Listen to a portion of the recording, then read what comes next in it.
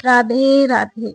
मार्च में कब रखा जाएगा पापमोचनी एकादशी का व्रत? जानेंगे इसकी डेट, शुभ मुहूर्त और पूजा की विधि और इसका महत्व क्या है, ये भी जानेंगे। सनातन धर्म में एकादशी बहुत ही पावन और विशेष व्रत माना जाता है। ये व्रत जगत के पालनहार भगवान श्री हरि विष्णु को समर्पित है।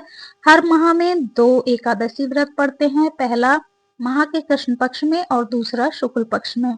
तो अंग्रेजी कैलेंडर के हिसाब से तो मार्च महीना चल रहा है, जबकि हिंदी पंचांग के अनुसार चैत्र माह शुरू हो चुका है और चैत्र माह में पापमोचनी और कामदा एकादशी का व्रत रखा जाता है। चैत्र माह के कृष्ण पक्ष की एकादशी के दिन पापमोचनी एकादशी का व्रत रखा जाता है। धार्मिक मान्यता है कि इस व्रत को रखने और भगवान विष्णु का विधि विधान से पूजन करने पर सभी पापों का नाश हो जाता है, जीवन खुशहाल रहता है।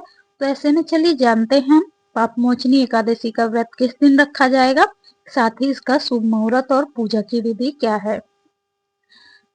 पंचांग के अनुसार चैत्र मास के कृष्ण पक्ष की एकादशी तिथि 14 मार्च की सुबह 8:10 पर शुरू होगी और वहीं इस तिथि का जो समापन है वो 15 मार्च को सुबह 9:16 पर हो जाएगा। तो ऐसे में उदया तिथि के आधार को मानते हुए मार्च में 15 तारीख को पापमोचनी एकादशी का व्रत रखा जाएगा और इस व्रत का पारण 16 मार्च की सुबह 6:30 से लेकर के 8:54 के बीच किया जाएगा। तो पापमोचनी एकादशी के दिन सुबह सूर्योदय से पहले उठ करके स्नान कर लेना चाहिए।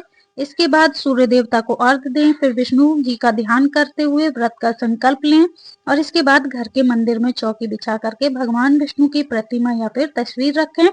पूजा के दौरान गंगाजल, फूल, फल, रौली, चंदन, हल्दी, धूप, दीप, मिष्ठान आदि अर्पित करें।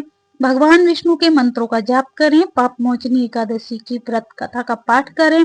अंत में भगवान विष्णु की आरती करके पूजा का समापन करें। तो पापमोचनी एकादशी अपने नाम के अनुरूप ही फल प्रदान करती है। इस व्रत और भगवान विष्णु के पूजन के प्रभाव से जाने अनजाने में किए गए पापों से भी मुक्ति मिलती है। भगवान विष्णु की कृपा बरसती है जिससे सुख सौभाग्य प्राप्त होता है और इस व्रत का पुण्य फल मृत्यु के बाद मोक्ष भी दिलाता है।